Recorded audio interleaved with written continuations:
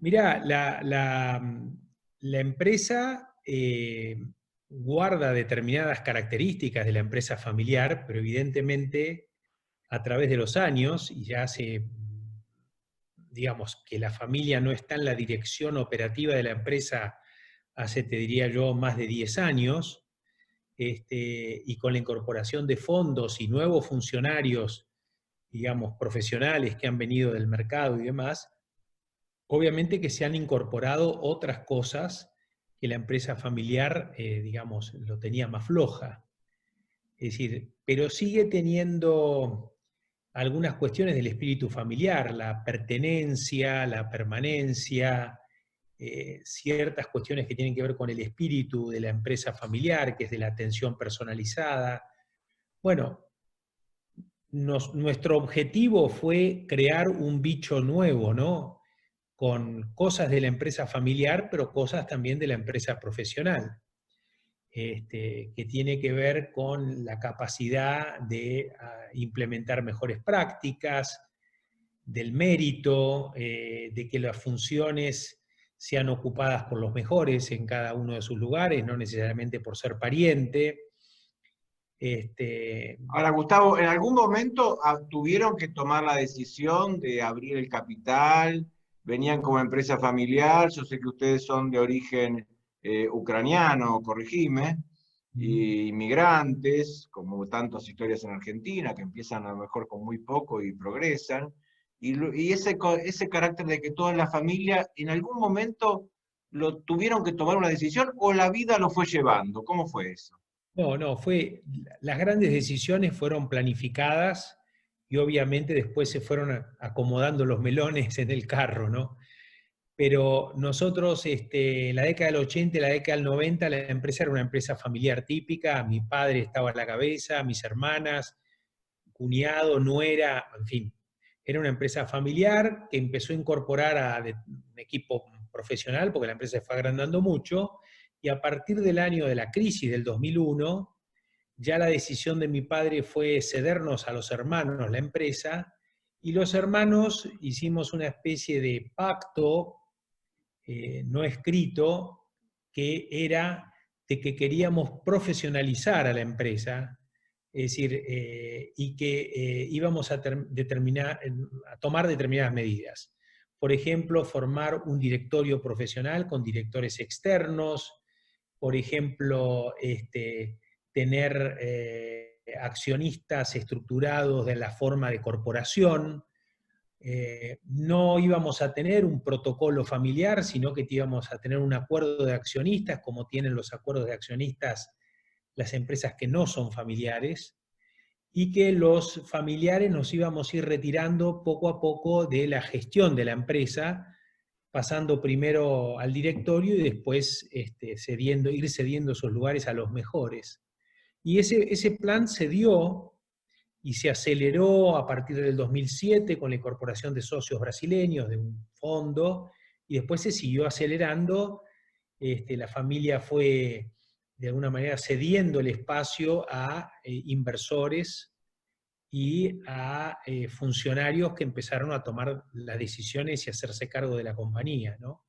Si la compañía hoy está controlada por fondos de inversión, yo sigo siendo el presidente y obviamente ellos me eligieron para ser el presidente porque, digamos, entienden que agrego valor y que soy útil, pero también cualquier día podrían decir lo contrario, ¿no es cierto? Están en todo su derecho y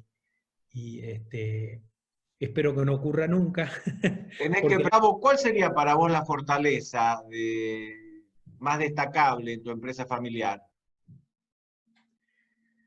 mira, lo más destacable de una empresa familiar creo que es la pertenencia, tener la camiseta, la permanencia en el tiempo, esa estabilidad que genera en todos los grupos de interés.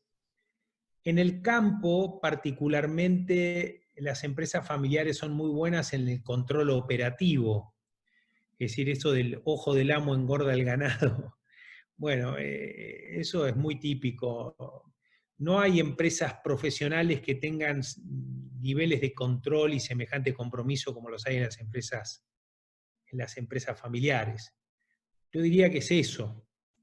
Y si querés, tengo que decir al lado cuáles son los principales desafíos que tiene la empresa familiar. Uno de los desafíos es que la sucesión sea mejor que lo que vino antes. Es decir, un hijo de un productor no necesariamente es buen productor. Es un poco el Entonces, tema del heredero, ¿no? ¿Qué pasa con el que heredó todo hecho y cómo lo claro. motivás? Entonces, eso dificulta mucho la innovación, porque no necesariamente los mejores están a cargo. Y el otro tema, el otro gran desafío es el acceso al capital, porque una empresa familiar es muy difícil que vengan fondos o que vengan gente del mercado de capitales a invertir. En general, siempre se sospecha de que el sistema de gobierno o de governance no es de calidad, ¿no es cierto? Y no hay controles de terceros, ¿no es cierto? Hay controles propios de la familia, pero no hay controles si alguien pone guita de afuera. Entonces, están de alguna manera condenadas a reinvertir las utilidades o a buscar de alguna manera, o sea, si son empresas rentables que le va muy bien, pueden invertir más porque reinvierten sus utilidades. Pero si quieren pegar grandes saltos incorporando capitales del mercado global de capitales, que son las principales fuentes, ahí la empresa familiar creo yo que es una debilidad. Y bueno, también nos interesan esas cabezas, si hay fracasos registrados, cuáles fueron o por qué fueron, sin dar detalles, pero por lo menos conceptualmente. No sé quién quiere empezar con esta ronda. ¿Gustavo? No, con gusto. Estaba pensando mientras hacía la pregunta, yo no puedo registrar que haya algún fracaso que se le pueda decir que fue por ser familiar. O sea, los fracasos que en las empresas en Argentina tenemos varios, ¿no? Están más dadas por las situaciones de contexto macroeconómico o malas decisiones estratégicas que por ser el hecho de ser familiar. En mi empresa yo no tuve ninguna restricción por parte de mis socias, hermanas o mis padres para hacer lo que me parecía y para reaccionar de la manera que decía. Muchas de mis hermanas ya no están en la empresa, o sea, la empresa actualmente hay una sola hermana, hay dos que vendieron sus acciones, y todo ha sido, diría yo, muy feliz, digamos, en términos económicos, de relaciones entre hermanos y demás. No ha habido una crisis. Eso es algo que para mí era primordial, era el principal propósito de mi gestión liderando la empresa familiar, era que cada uno pueda tomar con libertad las decisiones de qué hacer, sin ningún tipo de compromiso o de condicionamiento por ser parte de la familia. Y eso se ¿Vos te logró. referís, Gustavo, a poder irse de la empresa si uno quiere? Claro, uno poder elegir con libertad quedarse o irse. ¿Y hubo alguna experiencia en ese sentido de alguien que optó por no estar? ¿En tu Bueno, caso? bueno, digamos, yo tengo cuñados que trabajaron conmigo que optaron por no estar, y mis hermanas hace 3 años, dos hermanas vendieron las acciones de la compañía también. Este, en fin, y son decisiones que vistas con el tiempo, por supuesto que siempre hay duda: ¿qué hago? ¿Vendo, no vendo? ¿Me voy, me quedo? ¿Qué voy a hacer si me voy? En fin, todas esas dudas, pero después con el paso del tiempo, el tiempo ha demostrado que fueron buenas decisiones para todos. Cada uno pudo desarrollar su actividad profesional, económica, en lo que más le gustaba, y que no podía ser dentro de la compañía. A veces hay una persona central, la madre, la abuela, ese que habla, esa persona que habla con todos, que llega y que hace un papel moderador. A veces la armonía se profesionaliza más a través de un consejo de familia o gente que está ahí trabajando para que haya comunicación, para que haya información, para vencer los prejuicios, las diferencias de retribuciones, de funciones. En la experiencia de ustedes, ¿cómo se manejó este tema de la armonía familiar dentro de la empresa, Gustavo? Sí, la parte familiar, bueno, obviamente mi madre y mis padre, pero fundamentalmente mi madre es el equilibrio y mi viejo es el tractor que empuja. Tomaron, y después dentro del círculo, digamos, de la empresa, donde mis padres también participaban, tomamos siempre consultores terceros que traían una mirada desde afuera, y eso nos ayudó muchísimo a ordenar todos los aspectos que vos mencionaste. Es decir, poder separar con bastante precisión el rol de la familia con el rol del trabajo, que el trabajo sea remunerado de acuerdo al mercado. Bueno, en el caso nuestro, nosotros no dejamos que los hijos participen de la operación de la empresa, son 15 nietos, que ya están, digamos, entre 20 y 30 años la mayoría, pero bueno, pensamos siempre que eso iba a alterar un poco el proceso de profesionalización de la empresa, y eso fue siempre claro para todos, de que nuestros hijos no iban a trabajar en la empresa y cada uno tenía que hacer su camino, cada uno por su lado. Pero te diría que eso se hizo con mucha gente que colaboró con la empresa, muchísima gente, muchísimos consultores, universidades. Sobre nuestra empresa hay 6 casos de estudio escritos. En general siempre los profesores tratan de hablar de tecnología, diseño organizacional, innovación, pero cuando me toca ir a las universidades, todas las preguntas que surgen de los alumnos son sobre empresa familiar. Es decir, son todos miembros de empresa familiar, en algún lugar les aprieta el zapato y quieren consulta, es decir, cómo resolviste estos temas, cómo resolviste algo que no puedo hacer, y diría yo que los problemas se repiten, a veces como tragedia, pero en general son los mismos estructuralmente en todos lados. Nada, Está ese dicho que lo que en el momento era tragedia, con el tiempo se vuelve comedia y uno lo sí. cuenta gozoso. Bien. Gustavo, contanos algo de estos mundos del machismo Sí, y de la aversión al pariente en las empresas familiares, y si en la tuya podés comentarnos algo al respecto. mirá, nuestra empresa es una empresa de gente de campo y de Ya me cosas de campo. contestaste. Estructuralmente Claro. es una empresa que en la época de la empresa familiar era machista, es decir, machista en el sentido de que además yo soy el hijo varón único mayor. Tengo 3 hermanas que son menores, con lo cual, digamos, siempre tuve cuando ahora me pusieron el rey de la soja, lo que no se sabe es que yo siempre fui el rey. No era de la soja, pero desde que nací fui el rey. No lo digo ni con orgullo ni con alegría, porque eso ha traído dolor y problemas, pero sí, es una empresa machista que obviamente fue cambiando con el tiempo, fue absorbiendo cosas, hemos ido aprendiendo, ¿no es cierto? Yo he aprendido y aprendo mucho todos los días de mis hijas, sobre estas cuestiones de género y de diversidad y demás. Digamos, sin embargo, digamos, la empresa siempre hubo mayoría de mujeres, o sea, la mayoría de las accionistas eran mujeres. En mi empresa, bueno, mi madre muy importante, mi ex esposa también fue muy importante en la compañía. Yo en la época que era gerente general, de 10 funcionarios que me reportaban, 5 eran mujeres.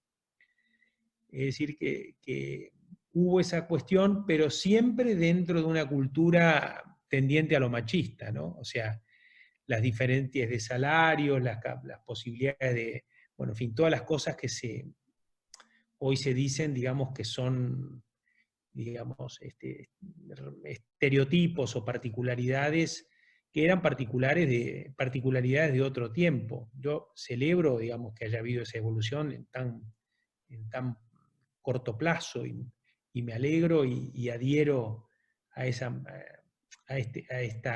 transformaciones. Sobre si los que no son hijos directos y son hijos políticos, no es fácil, digamos, ahí corren las cosas emotivas propias de la familia, ¿no?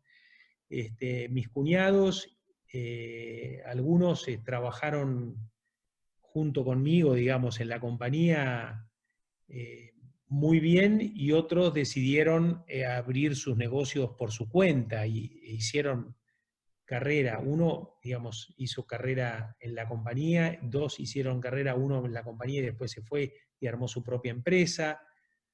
En el caso digamos, mi ex esposa, digamos, hizo toda una carrera dentro de la compañía y tenía tres cuñadas y una I de Yemame en contra, ¿no? Entonces, y sin embargo hizo carrera. O sea que yo te diría que dentro de esa impronta cultural siempre fuimos una empresa, digamos, relativamente abierta, ¿no? Javier, Gustavo, ¿qué nos querés decir sobre esto?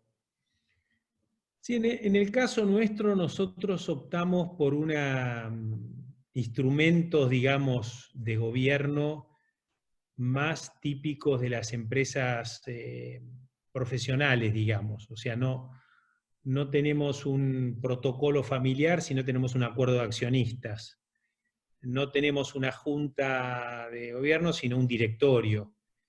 Y la razón de eso es porque desde el principio nosotros siempre pensamos de que íbamos a tener socios de fuera de la familia o fuera del equipo fundador. Entonces, queríamos armar toda esa estructura de gobierno de la forma de que alguien de afuera pudiera aceptarla, digamos, o pudiera verla de mejor manera.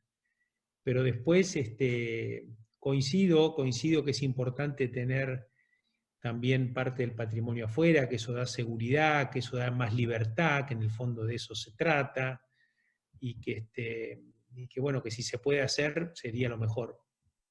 Gustavo, ¿qué nos contás de algo que harías igual o que harías distinto? Si tuvieras Bueno, que empezar de nuevo, si tuvieras, no sé, a qué hora entraste a la empresa familiar, de pantalón corto, de golpe empezás de nuevo y decís, bueno, esto lo haría distinto, esto lo haría igual. pasa que es contrafáctico, ¿no? La pregunta Sí, es sí. difícil porque, claro, hoy piensa que uno haría cosas, pero en realidad hizo cosas porque en ese momento era lo que podía hacer, ¿no? Es decir, y lo que decía Javier, yo coincido, es decir, yo soy una persona muy de acuerdos, de consensos, y el proceso de profesionalización de la empresa llevó 20 años, ponele. La pregunta podría haber sido en 10 a lo mejor, y era mejor, no sé. Pero fue así como se dio, y quizás si eran 10 no hubiese habido la armonía que hay ahora porque fue en 20. Es muy difícil. Muy difícil. Paso a otro tema entonces, Gustavo. Eh, las empresas familiares suelen tener una mejor relación que otras con el personal, suelen tener mejor relación que otras con el medio ambiente y suelen tener también actividades, llamémosle, de bien público, de beneficencia, de apoyar ciertas causas. Contame la experiencia de ustedes si tuvieron este tipo de actividades. Sí, bueno, digamos, tanto mi familia, mis padres, después cuando era familiar y después en nuestra empresa, siempre tuvo mucho involucramiento con la cuestión pública. Y fuimos pioneros en varias cosas que después funcionaron, se agrandaron y digamos, es un sello de calidad en muchos temas. Nosotros, por ejemplo, fuimos la primera empresa en reportar bajo las normas del Global Reporting Initiative en los balances. Ganamos 2 premios mundiales a los mejores reportes. O sea, estuvimos siempre muy vinculados con el tema del triple impacto. Y en nuestra actividad agrícola también con temas como la siembra directa y el no desmonte, en fin. Un tema personal, Gustavo, que vos lo hablaste al principio. Se vincula adentro de uno, hay una persona que por un lado es un empresario familiar, en la medida que sea, y por el otro es un ser humano con sus gustos, aficiones, vocaciones, el arte, la ciencia, el deporte, bueno, tantas cosas que uno hace además de trabajar. Esto, en tu experiencia, ¿cómo se pudo articular? ¿Cómo se pudo articular esa necesidad de estar 24 horas por día en la empresa familiar o más, cuidando todo, con el desarrollo vocacional, con el desarrollo de otras inquietudes que generalmente los seres humanos tenemos? Si nos querés contar algo de eso. No, como no, yo creo que uno tiene que tener equilibrada lo que hace para afuera, digamos.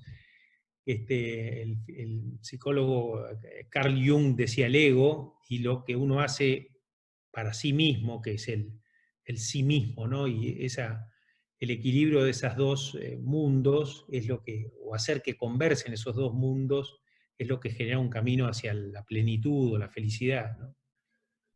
Yo creo que es una permanente tensión, o sea, hay que cultivarlo eso, no se da naturalmente. Los problemas de la empresa te tienden a llevar, te llevan puestos, como dicen ahora.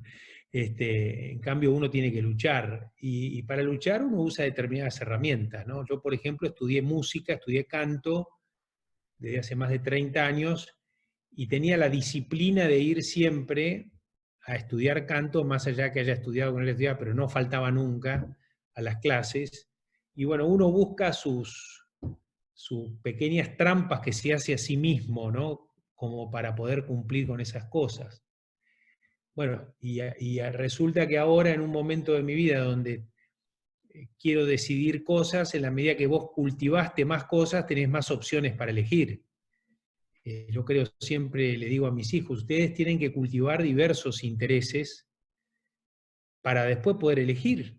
Digamos, si uno solo trabaja, llega a los 70 años y no quiere dejar de trabajar porque es lo único que sabe o lo que le interesa, y después resulta que por algún motivo o no puede trabajar o no está calificado para trabajar, tiene que dejar lugar a otros. Bueno, yo creo que ese es Y un... en eso, Gustavo, ¿tuviste un modelo paterno o la generación anterior era solo de trabajo? No, mi viejo, mis abuelos eran solo de trabajo. Eran unas máquinas de trabajar y demás. Por supuesto que me permitieron hacer, digamos, y me impulsaron en cierto punto a hacer otras cosas tan diferentes como era el tema de la música. Este, no tenían, no me tenían fe como cantante, y lo miraban con una cierta distancia, ¿no? Tengo una pequeña anécdota risueña, que es que una vez canté con el trío que yo tengo, en un homenaje se le hizo a Ramón Ayala, el gran misionero, digamos. Bueno, y Ramón Ayala se hizo amigo nuestro y fuimos a cantar cosas de él. Fueron mis padres a ese homenaje en el Congreso, y toda la gente se paró para aplaudirnos al trío. Mi padre se quedó sentado mirando el entorno de algarabía, y cuando terminó me dijo, vos sabés que me di cuenta que son buenos, dice, porque no había ningún pariente en la sala. Un poco la relación de tus hijos con la empresa, cómo ha sido, cómo será, cómo se plantea. Bueno, mis hijos, digamos, yo soy ingeniero agrónomo, y la madre es ingeniera agrónoma, y ninguno de los tres salió con interés, ni diría yo casi ni por la empresa o por las empresas, están más en las humanidades.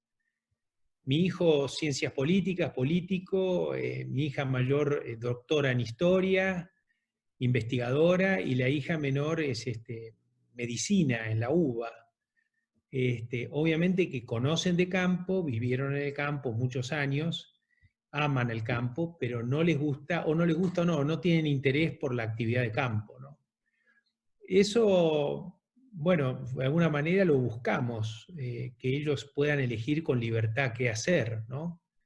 Tienen el apoyo, yo los he incorporado a la actividad mía para que conozcan cuál es la actividad que hace su padre, y que digamos, no para que se hagan cargo, pero sí para que la conozcan, y entonces tenemos reuniones como una especie de pequeño directorio familiar, donde ellos se informan más que nada de las cosas que que están sucediendo con lo que hago yo.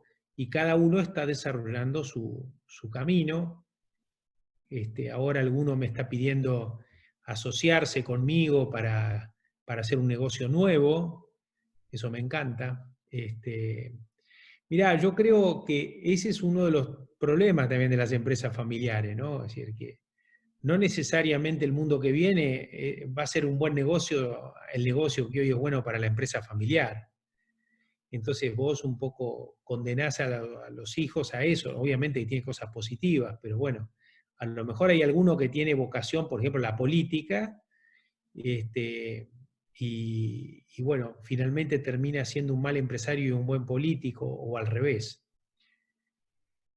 Así que me Sí, parece a mí... es un tema también el cambio generacional y las mochilas que antes teníamos, ¿no? Para asumir la empresa de los padres, que ahora las nuevas generaciones no la tienen muy light, ¿no? Eso es una La realidad. búsqueda de la libertad y tener opciones para elegir es central. Es así. Esto que te pregunto, ¿algún momento de epifanía de decir, bueno, Dios mío, gracias, qué bueno esto, qué bueno lo que hicimos, mm, me siento bien? La conciencia, ¿nos podés destacar alguno? ¿Se vinculó a un premio, a otro acontecimiento? No, yo coincido con Javier, digamos que este es el momento,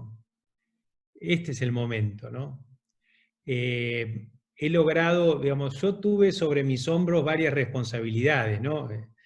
Esto del machismo, el hermano mayor, no era algo fácil tampoco para mí, tenías que hacerte cargo de una manera responsable con mis hijos, con mi familia, en fin, y he podido, digamos, resolver los temas de vínculos con cada uno pudo hacer digamos, pude administrar bien eso y entregar más cosas por ahí de las que se esperaban de mí, tanto del vista económico como del punto de vista ético, moral.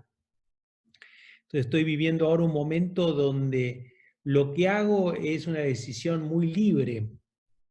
Es decir, vivo en el lugar que soñé vivir, hago lo que soñé hacer, he logrado en mi compañía lo que pensé que quería hacer. Obviamente que siempre te aparecen cosas nuevas, yo soy emprendedor y siempre me iluminan, digamos, o me entusiasman cosas, pero en fin, si me lleva por delante un auto mañana y me muero y me dicen, tenés un segundo para pensar tu último pensamiento, lo único que se me ocurriría es, hice todo lo que quería hacer.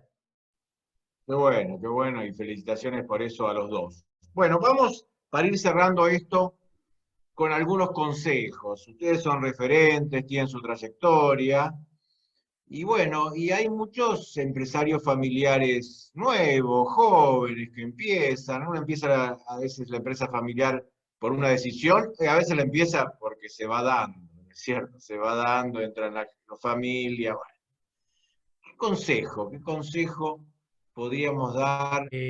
No tener temor a conversar y no tener temor a decir que no estás de acuerdo y no tener temor a dejar de ser empresa familiar.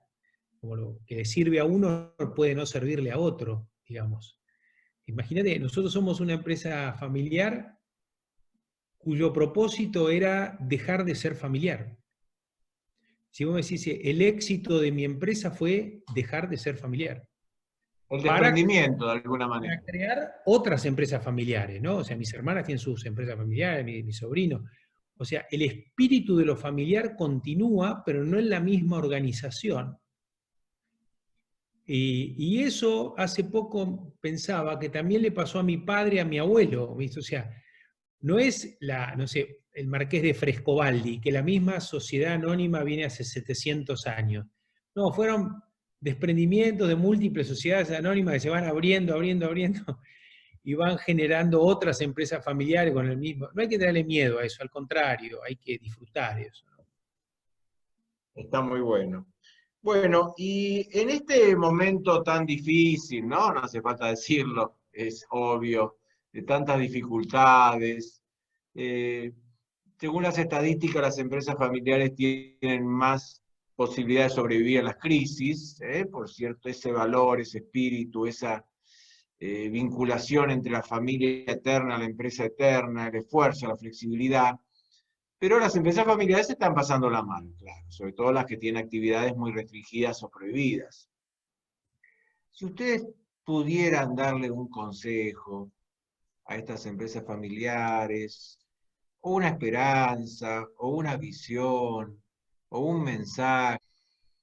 Yo creo, viste, que estos momentos son una oportunidad para cambiar cosas que pensábamos hacer y que no hacíamos, o que nunca pensamos hacer y que, es decir, ir a Chile o ir a Brasil o asociarse con su competidor y crear una empresa nueva más grande, o revisar el negocio donde estamos. Me parece que son momentos buenos para eso.